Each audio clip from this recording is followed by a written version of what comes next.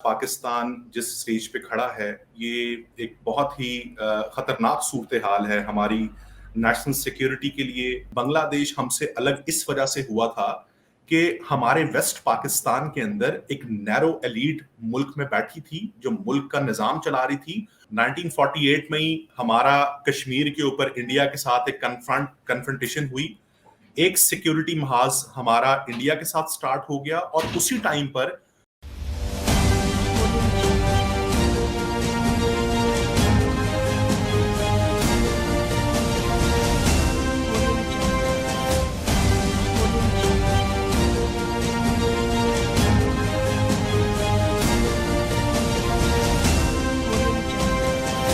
नमस्कार दोस्तों, मैं हूं आपके साथ अंबर जैदी। स्वागत है आप सबका हमारे आज के खास कार्यक्रम इट्स डिबेटेबल में। हमारा पड़ोसी मुल्क पाकिस्तान इन दिनों कई सारे किस्म के क्राइसिस से गुजर रहा है, जिसमें इकोनॉमिक क्राइसिस सबसे ज़्यादा ऊपर है। और आए दिन हम देखते हैं कि पाकिस्तान में जो कुछ भी चल रहा है उसके ऊपर डिबेट डिस्कशंस भी होते हैं और सोशल मीडिया पे भी अलग-अलग हमें वीडियोस देखने के लिए मिलते हैं, जिसकी वजह से काफ़ी अफ़सोस भी होता है। लेकिन पाकिस्तान क्योंकि भारत से निकला हुआ है और जब भारत को आज़ादी मिली उसके बाद भारत और पाकिस्तान का विभाजन हुआ, उसके बाद से अगर हम भारत की बात करें या फिर पाकिस्तान से निकला हुआ बांग्लादेश, वो भी काफ़ी तरक्की कर चुका है। लेकिन पाकिस्तान में आखिर हालात ऐसे क्यों हैं कि पाकिस्तान आज तक स्टेबल नहीं हो पाया है? और चाहे हम पॉलिटिकल सिनेरियो की बात करें या फिर इकोनॉमिक डेवलपमेंट की बात करें, पाकिस्तान हर एक एस्पेक्ट में कहीं न कहीं बहुत पीछे नज़र आता है। इसी सिचुएशन पर हम आज बात करने वाले हैं और आज हमें पाकिस्तान से जॉइन किया है अरसलान ज़ाहिद साहब ने, जो कि करंट अफेयर एनालिस्ट हैं। बहुत-बहुत स्वागत है आपका अरसलान जी। नमस्कार।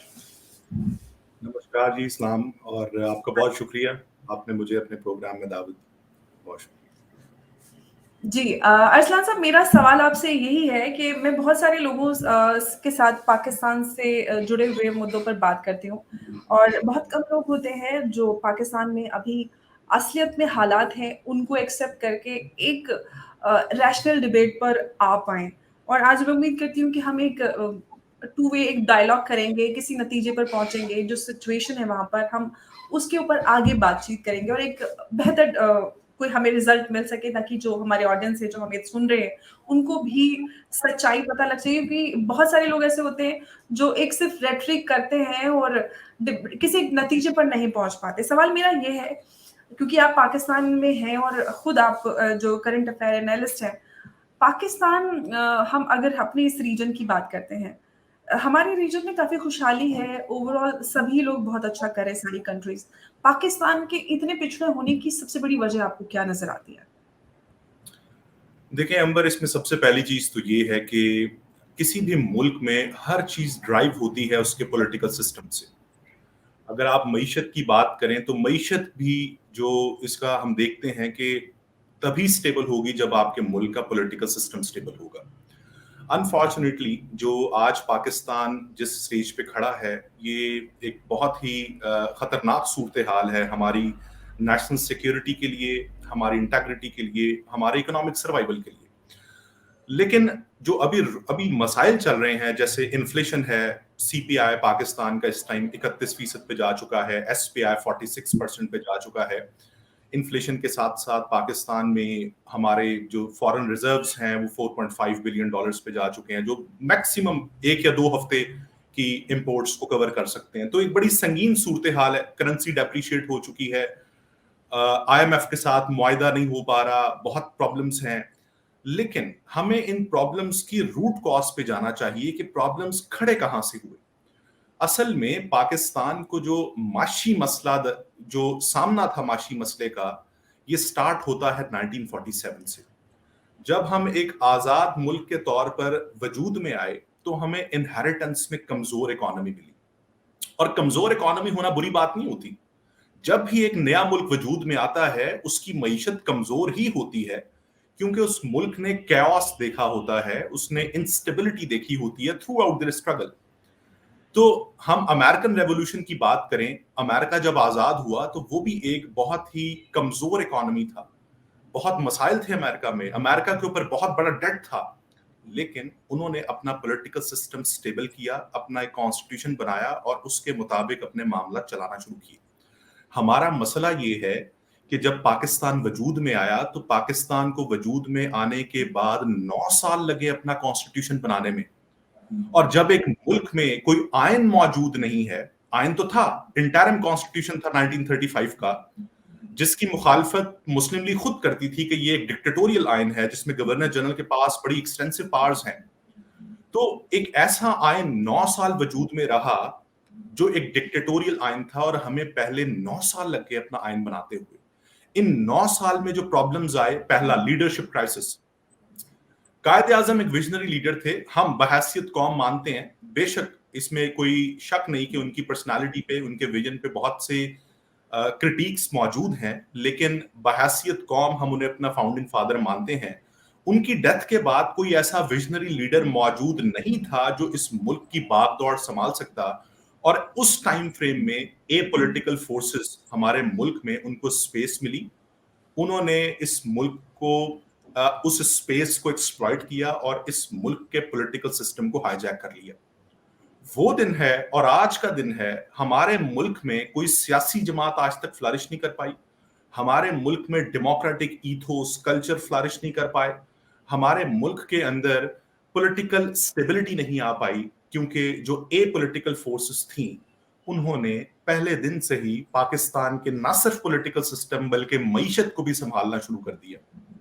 तो ये वो मसाइल हैं जो हमें नजर आता है कि पहले दिन से हमारा पॉलिटिकल सिस्टम स्टेबल नहीं है, और जब किसी मुल्क का पॉलिटिकल सिस्टम स्टेबल नहीं होता, उस मुल्क का माशी बहरान खत्म नहीं हो सकता। दूसरी चीज जो मैं इसमें ऐड करना चाहूंगा वो ये है कि through out the history Pakistan में मईशत आज तक स्टेबल इस वजह से भी नहीं हो पाई क्योंकि जब कोई गवर्नमेंट आती है वो अपना इकोनॉमिक डॉक्ट्रिन लेके आती है, और जब दूसरी गवर्नमेंट आती है वो उसकी इकोनॉमिक पॉलिसीज को साइड पे करती है और वो अपना इकोनॉमिक डॉक्ट्रिन ले आती है। इनकंसिस्टेंट पॉलिसी फ्रेमवर्क पाकिस्तान का दूसरा बड़ा मसला है कि कोई भी हुकूमत आएगी वो अपना इकोनॉमिक मॉडल लाएगी, जो पिछली इकोनॉमिक पॉलिसीज चलती आ रही हैं उनको खत्म कर देगी। तो जब तक आपकी मईशत में स्टेबिलिटी नहीं, जब तक आपकी माशी पॉलिसियां सस्टेनेबल नहीं होती, लॉन्ग टर्म में नहीं चल सकती, तब तक आपकी जो इकोनॉमी है वो अपने पांव पे खड़ी नहीं हो सकती। इसकी एक एग्जांपल देना चाहूंगा और अपनी बात खत्म करना चाहूंगा। अयूब खान साहब आए, मार्शल लॉ उन्होंने लगाया, तो एक मॉडल लेके आया, उसका नाम था हार्वर्ड ट्रिकल डाउन मॉडल। ये कैपिटलिस्ट मॉडल था जिसमें अयूब खान साहब ने इंडस्ट्रियल क्लास को फ्लरिश किया, प्रमोट किया, इस चीज को समझते हुए कि अगर हम इंडस्ट्रियल सेक्टर को प्रमोट करेंगे तो उसका एक ट्रिकल डाउन इफेक्ट जाएगा, निचले लेवल तक इफेक्ट जाएगा और हर कोई खुशहाल होगा। अयूब खान साहब ने जैसे तैसे मॉडल चलाया, वो गए, जुल्फकार अली भुट्टो साहब आए, उन्होंने इस मॉडल को साइड पे किया, एक बिल्कुल ऑपोजिट मॉडल ले आए, नेशनलाइजेशन मॉडल।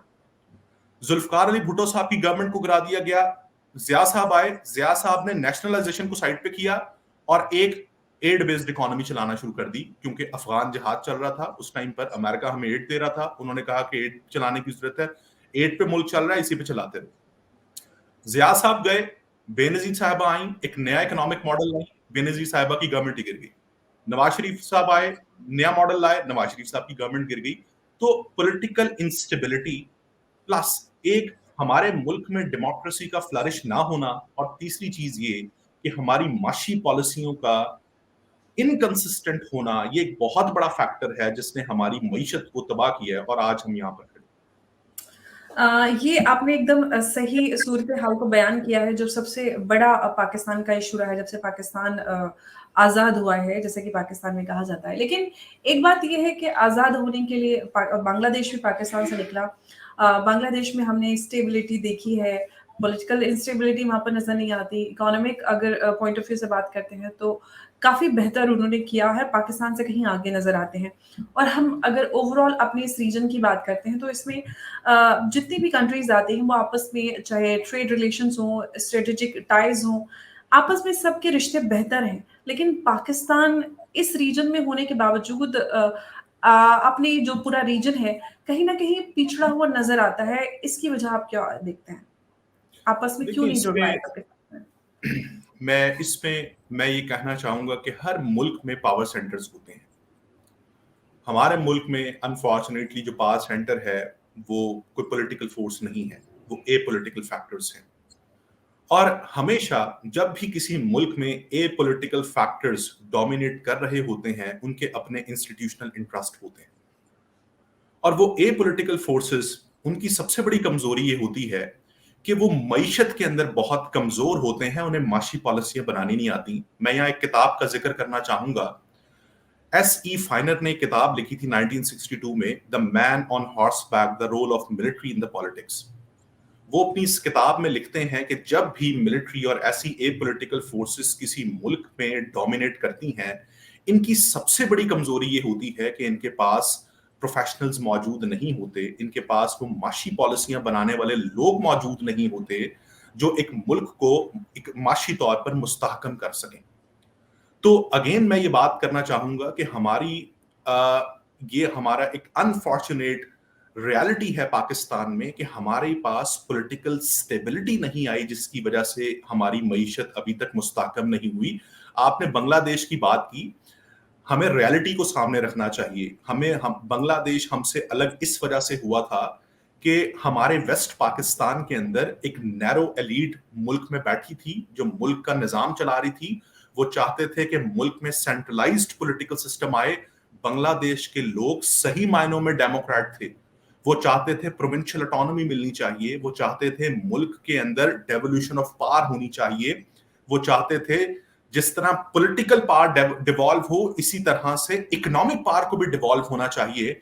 इन वजूहात की वजह से बांग्लादेश हमसे अलग हुआ था, इन डिफरेंसेस की वजह से। और जैसी वो अलग हुआ तो उन्होंने अपने उन्हीं चीजों को फॉलो किया, उसी ट्रैक पे अपनी मईशत को चलाया, और आज वो हमसे बहुत बेहतर जगह पर हैं। आज वो इनफैक्ट इंडिया को compete कर रहे हैं industrial and in agricultural perspective. मैं पर्सनली तौर पर मैंने ये देखा, मैं 4 साल जर्मनी में पढ़ा।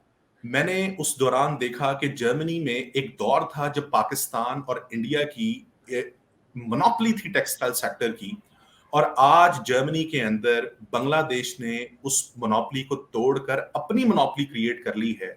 आज बांग्लादेश की टेक्सटाइल सेक्टर की सबसे ज्यादा एक्सपोर्ट्स हैं टुवर्ड्स यूरोप, जो कि एक टाइम पर पाकिस्तान की हुआ करती थी। तो बांग्लादेश हमसे इस वजह से बेहतर था क्योंकि वो शुरू से हमसे वो डेमोक्रेटिक राइट्स मांगते थे, जो उनका हक था, जो हमने नहीं दिए। वो हमसे अलग हो गए, उन्होंने अपने मुल्क में उसको, बेशक पार्शली आज वो कामयाब हुए, लेकिन हुए तो हैं। तो इसीलिए आज वो हमसे बेहतर पोजीशन में खड़े हैं, क्योंकि उन्होंने हमसे बेहतर चीजों को बेहतर तरीके से चलाया, पॉलिटिकल सिस्टम को चलाया, मईशत को चलाया। अच्छा अरशद साहब, कुछ जो एनालिस्ट है उनका ये भी मानना है, क्योंकि पाकिस्तान को हम अगर एज नेशन देखें तो वो एक कौम, जैसे कि बोलते हैं हम भारत की बात करते हैं, तो भारत एक कौम की तरह उभरा है और सब नेशनलिज्म की बात करते हैं। लेकिन पाकिस्तान में एक्सट्रीमिज्म, रीजनलिज्म, पंजाबी, सिंधी, ये सब बहुत ज़्यादा हमें नज़र आता है। कहीं ना कहीं ये भी एक वजह, बहुत सारे जो एनालिस्ट हैं वो मानते हैं कि पाकिस्तान जो आगे नहीं बढ़ पाया है उसमें एक ये बड़ी वजह है, और एक्सट्रीमिज्म भी काफी एक बड़ी वजह नजर आती है। आप क्या कहते हैं इस पर? इसमें कोई शक नहीं है। मैंने डॉक्टर इश्तियाक साहब का आपने अभी कुछ दिन पहले इंटरव्यू किया, मैंने उनकी किताब पाकिस्तान अ गैरजन स्टेट पढ़ी, और उसके साथ साथ कुछ और किताबें पढ़ने का भी मुझे इत्तेफाक हुआ, जिसमें एनाटोल लिवन की किताब थी पाकिस्तान अ हार्ड कंट्री। वो भी इस चीज पे वो एम्फसिस करते हैं कि पाकिस्तान में जो मजहबी जमातें हैं और रिलीजियस एक्सट्रीमिज्म है, ये एक बहुत बड़ा बैरियर है पाकिस्तान के स्टेबल पॉलिटिकल और इकोनॉमिक सिस्टम में। मैं इस चीज को बैक करूंगा कि पाकिस्तान असल में हमने जो बनाया था, जिसे हम टू नेशन थ्योरी कहते हैं, हमने इस्लाम के नाम पर तो बनाया था पाकिस्तान के हम हिंदुओं के साथ या बाकी कौमों के साथ हिंदुस्तान में नहीं रह सकते, हमारे राइट्स जो हैं वो प्रोटेक्ट नहीं है, इसलिए हमें अलग मुल्क चाहिए। हमने मुल्क तो बना लिया इस्लाम के नाम पे, लेकिन जब इस्लाम के नाम पे मुल्क बनाया तो अब हमें ये नहीं पता था कि कौन सा इस्लाम नाफिज करे इस मुल्क में। सुन्नी का परसीव किया हुआ इस्लाम, शियाओं का परसीव किया हुआ इस्लाम, देवबंदियों का परसीव किया हुआ इस्लाम, या वहाबियों का परसीव किया हुआ इस्लाम। असल में जो रिलीजन की डायनामिक्स हैं, रिलीजन की नेचर बहुत सब्जेक्टिव है। इस चीज को समझने की जरूरत है, चाहे वो क्रिश्चियनिटी है, चाहे वो हिंदुइज्म है, चाहे वो इस्लाम है। रिलीजन की नेचर बहुत सब्जेक्टिव है। आप मुसलमान हैं, मैं मुसलमान हूं, लेकिन हम दोनों की रिलीजन की इंटरप्रिटेशन मुख्तलिफ है एक दूसरे से। अब Absolutely. जब आपने एक मुल्क इस्लाम के नाम पर बनाया और उस इस्लाम के नाम पर बनाने के बाद आपके मुल्क को हाईजैक कर लिया कुछ एक दो इस्लामिक फैक्शंस ने, और उन्होंने अपना इस्लाम इम्पोज करना शुरू कर दिया पूरी पॉपुलेशन पे। वहां से स्टार्ट हुआ रिलीजियस एक्सट्रीमिज्म। और ऐसा ही होता है मुल्लायत, थियोक्रेसी की मुखालफत। दरअसल अगर हम इस्लामिक हिस्ट्री पढ़ें, आप सल्लल्लाहु अलैहि वसल्लम ने रियासत मदीना का जब कयाम किया तो उसमें भी थियोक्रेसी को आपने ममानियत फरमाई। आपने कहा थियोक्रेसी नहीं होनी चाहिए, मुल्लायत नहीं होनी चाहिए। मुल्लायत क्या है? मुल्लायत ये है कि जब आप अपना परसीव किया हुआ इस्लाम दूसरों पर नाफिज कर दें, इम्पोज कर दें, वहां से स्टार्ट होता है रिलीजियस एक्सट्रीमिज्म और फंडामेंटलिज्म। और पाकिस्तान में पहले दिन से ये मसला था कि आपने रिलीजन के नाम पर मुल्क बना लिया, इट्स फाइन, लेकिन अब कौन सा कायदे आज़म रिलीजन को ही बख्शा आपके पहले फाउंडर। जी, मैं इसके ऊपर काफी क्रिटिक है। इनफैक्ट इश्तियाक अहमद साहब की जो किताब है जनाब पे, वो भी इस बात पे लिखते हैं कि कायदे आजम उस टाइम पर उनको ये आइडिया नहीं था कि हम एक मुल्क तो ले लेंगे लेकिन उसका पॉलिटिकल सिस्टम चलाना कैसे है। ये इश्तियाक साहब लिखते हैं अपनी किताब में। बहरहाल इसके ऊपर मुख्तलिफ पॉइंट ऑफ व्यूज हैं, मैं इस पे बात नहीं करता। अच्छा, तो बताने का मकसद ये है कि हमारे मुल्क में पहले दिन से जो रिलीजियस एक्सट्रीमिज्म ने बढ़ावा दिया, उससे हुआ क्या? उससे हमारे पॉलिटिकल सिस्टम में, हमारी सोसाइटी के अंदर रेडिकलिज्म बढ़ा, फंडामेंटलिज्म बढ़ा। इस चीज को बढ़ावा दिया ज़ियाउल हक ने आकर, जब उन्होंने इस्लामाइजेशन नाफिज की, जब उन्होंने अपना परसीव किया हुआ इस्लाम अपने पॉलिटिकल मोटिव्स अचीव करने के लिए नाफिज कर दिया लोगों पर। इस्लाम के नाम पर परसिक्यूशन की गई पॉलिटिकल पार्टीज की, सोसाइटी की, शिया कम्युनिटीज की और दूसरी जो हमारी एथनिसिटीज हैं उनकी। तो वहां से हमारे मुल्क में ब्लास्फेमी जैसे, रिलीजियस इनटॉलरेंस जैसे जो है मसाइल पैदा हुए। ये एक बहुत बड़ा बैरियर है। जिस मुल्क में रिलीजियस एक्सट्रीमिज्म होता है, उस मुल्क में जो पूरी दुनिया है वो उसके साथ ग्लोबलाइज नहीं होती, वो उसके साथ इंटीग्रेट नहीं होती। हमारे पास सऊदी अरेबिया की मिसाल है। सऊदी अरेबिया ने अपनी आइडियोलॉजी को मॉडरेट किया है और वो कर रहा है इस चीज को देखते हुए कि उनको एहसास है कि आज हम दुनिया के साथ तब तक इंटीग्रेट नहीं कर सकते जब तक कि हम अपनी पॉलिसी को लिबरलाइज नहीं करेंगे, इसको हम मॉडरेट नहीं करेंगे। हमारे मुल्क में फॉरेन इन्वेस्टमेंट्स नहीं आएंगी, दुनिया हमारे साथ इंटीग्रेट नहीं करेगी। तो आज पाकिस्तान को भी जरूरत है कि हमें अपनी एनलाइटनमेंट की तरफ जाना चाहिए। हमें इस फंडामेंटलिज्म को कहीं ना कहीं पर रोकने की जरूरत है ताकि हम दुनिया के साथ इंटीग्रेट कर सकें, और जो पूरी दुनिया के अंदर जो जिस तरह से इकोनॉमी के अंदर दुनिया इतनी ऊपर जा रही है, हम भी उनके साथ अलाइन कर सकें। अच्छा, एक और जो पाकिस्तान का सबसे बड़ा मसला है वो ये कि पाकिस्तान का जो सो कॉल्ड एस्टेब्लिशमेंट या फिर जो डिफेंस सिस्टम है, उसका पाकिस्तान के जो सत्ता है उसके अंदर इतना ज़्यादा इंटरवेंशन है जिसकी वजह से कभी भी पाकिस्तान के अंदर पॉलिटिकल स्टेबिलिटी नहीं आ पाई। और ये ट्रैक रिकॉर्ड रहा है कि किसी भी जो सिलेक्टेड आपके प्राइम मिनिस्टर रहे उन्होंने अपना टर्म पूरा नहीं किया। तो ये भी एक बड़ा चैलेंज पाकिस्तान के सामने रहा है। क्यों आज तक आर्मी का जो इंटरवेंशन है उसको कम करके देश के अंदर एक स्टेबिलिटी क्यों नहीं लाई जाए? क्यों उस तरफ विचार या सोच नहीं हो पाया आज तक? उसकी रीजन अगेन 1947 से शुरू होती है। जब हम एक नया मुल्क बने तो हमारे दो बड़े मसले थे। नंबर वन, एक इकोनॉमी जिसकी मैं बात कर चुका हूं, और दूसरा सिक्योरिटी। 1948 में ही हमारा कश्मीर के ऊपर इंडिया के साथ एक कन्फ्रंटेशन हुई। एक सिक्योरिटी महाज हमारा इंडिया के साथ स्टार्ट हो गया, और उसी टाइम पर दूसरा सिक्योरिटी महाज अफगानिस्तान में स्टार्ट हो गया जब वहां पर पश्तूनिस्तान मूवमेंट स्टार्ट हुई। अफगानिस्तान से कुछ फैक्शंस पाकिस्तान आए, उन्होंने हमारी पश्तून कम्युनिटीज को इंस्टिगेट करना शुरू किया कि आपका कल्चर पाकिस्तान के साथ मैच नहीं करता, लिहाजा आप अलग हों और आप एक अलग टेरिटरी बनाए पश्तूनिस्तान। तो एक मुल्क जो इकोनॉमिकली कमजोर था और दूसरा उसको दो फ्रंट्स पे सिक्योरिटी का सामना था, तो वहां पर क्या हुआ, वहां जरूरत ये पेश आई कि उस मुल्क का डिफेंस को ताकतवर बनाया जाए। तो वहां से हमारी मिलिट्री का रोल हमारे पॉलिटिकल अफेयर्स में स्टार्ट हुआ, जब अमेरिका ने हमें एड देना शुरू की, हमारी मिलिट्री को, डिफेंस को बढ़ाना शुरू किया अगेंस्ट द एक्सटर्नल थ्रेट्स, और वो एक फैक्टर था जहां से हमारी मिलिट्री का रोल पॉलिटिकल सिस्टम में बढ़ना शुरू हुआ, और वो आज तक है। अब दूसरा सवाल आपका ये कि हमारी सियासी जमातें जो हैं, पॉलिटिकल पार्टीज, वो आज तक क्यों फ्लरिश नहीं हो पाई? उसकी रीजन कि हमारी जितनी सियासी जमातें हैं वो ब्रेन चाइल्ड है मिलिट्री का। कोई आज तक ऐसा सियासी लीडर पाकिस्तान में ऐसा नहीं आया जो मिलिट्री की बैकिंग के बगैर पार में आया हो। अभी तक जितने हमारे सियासतदान, प्राइम मिनिस्टर्स आए हैं, वो मिलिट्री के ग्रीन सिग्नल्स के बगैर नहीं आए, आज तक नहीं आए।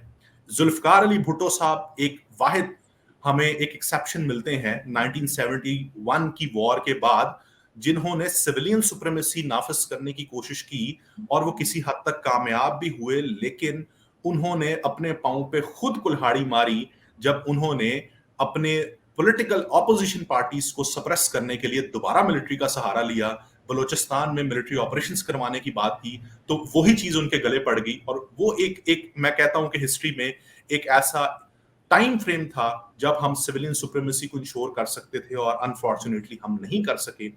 उसकी सबसे बड़ी रीजन ये थी कि अभी तक कोई ऐसा सियासतदान हमारे मौजूद नहीं है, हमारी पॉलिटिकल पार्टीज में डेमोक्रेटिक इथोस मौजूद नहीं है, कल्चर मौजूद नहीं है, जो कि इससे बालातर होके, इससे बियॉन्ड जाके ये सोच सके कि हमने पाकिस्तान को किस तरह से इन ट्रू सेंस में डेमोक्रेसी बनाना है। अच्छा, जो हम पाकिस्तान आर्मी की बात कर रहे हैं, या जो पाकिस्तान एस्टेब्लिशमेंट कहा जाता है, अभी इमरान खान के जब वो पावर में थे, उनके रहते हुए आर्मी के अंदर 2 धड़ों में आर्मी बँटना शुरू हो गई, ऐसा कि एक पॉपुलर बिलीफ है, कुछ लोग कहते हैं। आप क्या कहते हैं कि उनके अभी जैसे कि माना जा रहा है कि इमरान खान अभी पाकिस्तान के अंदर एक कल्ट फिगर के रूप में उभरे हैं, तो वो जो आर्मी के अंदर जो बिखराव आ रहा है, उससे कुछ हम एक पॉजिटिव चेंज की उम्मीद लगा सकते हैं पाकिस्तान के अंदर? मैं नहीं समझता कि इमरान खान की सूरत में कि हमारे डेमोक्रेसी फ्लरिश होगी। जो कल्ट पॉलिटिक्स होती है या पॉपुलिस्ट पॉलिटिक्स होती है, वो डेमोक्रेसी के लिए कभी भी फायदेमंद नहीं होती। आज एक तासुर पाकिस्तान में पाया जा रहा है कि इमरान खान एंटी स्टैब्लिशमेंट हैं, इमरान खान पाकिस्तान में डेमोक्रेसी चाहते हैं, और पाकिस्तान में ह्यूमन राइट्स जो है वो इनको इंश्योर करना चाहते हैं। असल में हम एक रैशनल पॉइंट ऑफ व्यू से देखें तो इमरान खान की जो जंग है एस्टैब्लिशमेंट के साथ, वो कॉन्स्टिट्यूशनल सुप्रीमेसी और कॉन्स्टिट्यूशन की वायलेशन की जंग नहीं है, इस्टेब्लिशमेंट और डेमोक्रेसी की जंग नहीं है। असल में ये जंग है इस्टेब्लिशमेंट वर्सेस इस्टेब्लिशमेंट की। इमरान खान बजाते खुद एक इस्टेब्लिशमेंट है। अगर आप उनका दौरे हुकूमत देखें, तो जब उनको नो कॉन्फिडेंस मोशन आई, तो उन्होंने सबसे पहले जो है कॉन्स्टिट्यूशन की वायलेशन की, जब उन्होंने असम्बलियां तोड़ दी जो आप नहीं तोड़ सकते थे। उन्होंने हर वो कोशिश की अपना इक़्तिदार बचाने के लिए जो नहीं करनी चाहिए थी। अगर आप डेमोक्रेट थे तो आपको नहीं करनी चाहिए थी। दूसरी बड़ी गलती इमरान खान साहब ने ये की कि जब वो इक़्तिदार में आए तो उनके दौर में भी इसी तरह ह्यूमन राइट्स वायलेशंस हुई, जैसे कि आज हो रही हैं उनके खिलाफ। उन्होंने मीडिया के ऊपर पाबंदियां लगाई, उन्होंने जेलों में डाला अपने ऑपोजिशन लीडर्स को। वही कुछ आज उनके साथ हो रहा है।